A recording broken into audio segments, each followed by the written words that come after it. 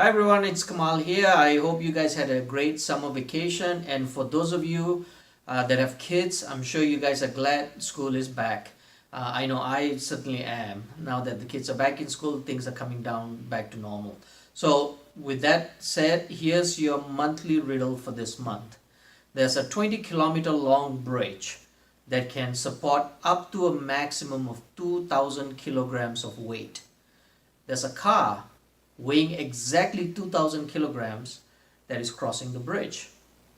About halfway through the crossing, a small bird weighing 200 grams lands on top of the car. So the question is, will the bridge collapse? And we're not just looking for a yes or no answer. What we're interested in is in the explanation. Yes, and explain why the bridge will collapse, or no and explain why the bridge will not collapse. So once again, there's a 20-kilometer long bridge that can support up to a maximum of 2,000 kilograms of weight. A car weighing exactly 2,000 kilograms is crossing the bridge. About halfway through the crossing, a small bird weighing 200 grams lands on top of the bridge, or on top of the car. So the question is, will the bridge collapse, yes or no? So I look forward to your responses and to your explanation as to why the bridge will or will not collapse. And the winner will receive $30 worth of Lotto 649 tickets. And now here's your August market update. Okay, so here's your August market update. The data came out yesterday, and you may have heard it on the news, or if not, maybe seen it in the press. I'm going to touch on this quite a bit because this is something that I talk quite extensively in my monthly market update, because I think it can be very misleading. So if you heard the report, or if you've seen the report, you know that the report came out and said that the sales volumes are up, which is technically true. But what you have to understand again is these reports are comparing year over year. They're comparing August 2018 to August 2017. And although technically they are right, the report is right, sales price are up compared to August last year, sales volume is up compared to last year. For those of you that are actively in the market or thinking about coming to the market, those kind of data can be very misleading. What you want to know, and something I talk quite extensively with this report, is the momentum. What's happening on a week over week basis, month over month basis, because that's more relevant to you. So if you look at the Mississauga numbers, year over year, the data said that our numbers were up, and it's true again. Sales were up 12% compared to sales last year. That's volume of sales. Sales price were up 6% compared to August last year. However, again, if you look at the month-to-month data, what you'll see is the average price in Mississauga actually dropped in August compared to July 2018. So from July to August, the price actually dropped about 3%. So average price in Mississauga in August came in at $683,819. That compared to July's average number was $706,570. So it's a drop of about 3%.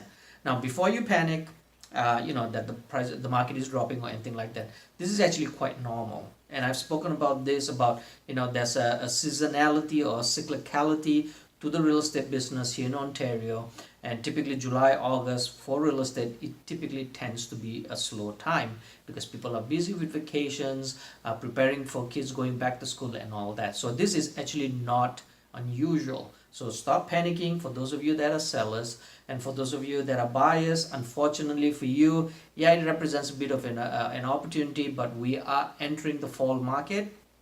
And typically in the fall market, activity does pick up, volume, and sometimes price can also firm up a little bit more. All right. So although price went down about 3% month over month, July to August, we are entering the fall market. So again, I do expect prices to firm up, activity to also come up a bit as people are now settled back to their normal routines. And going forward, we'll look to finish off their real estate needs for this year. Now, the other thing I want to talk to you guys about today was something that's been going on for a number of years, and this is with regards to the Toronto Real Estate Board's fight with the Competition Bureau to keep the sold data private. You may be aware that the Toronto Real Estate Board, or TREP as we call them, have lost that fight, and sold data is now going to be available.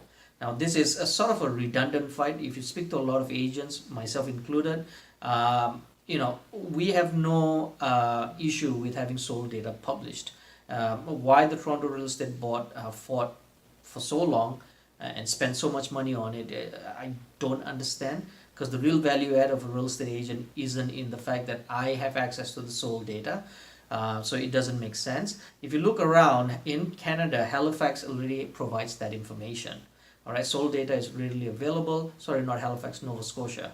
If you look down south in the US, it's been readily available for years and years and years. So I don't know why TREP fought for so long. So going forward, those data will be available.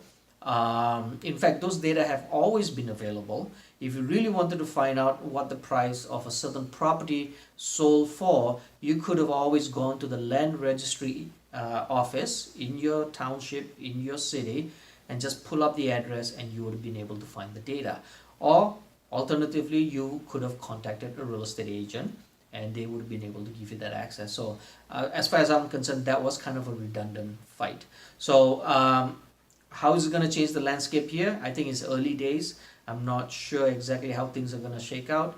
I think you're probably going to see more tech-based companies entering the real estate market, offering you those kind of information.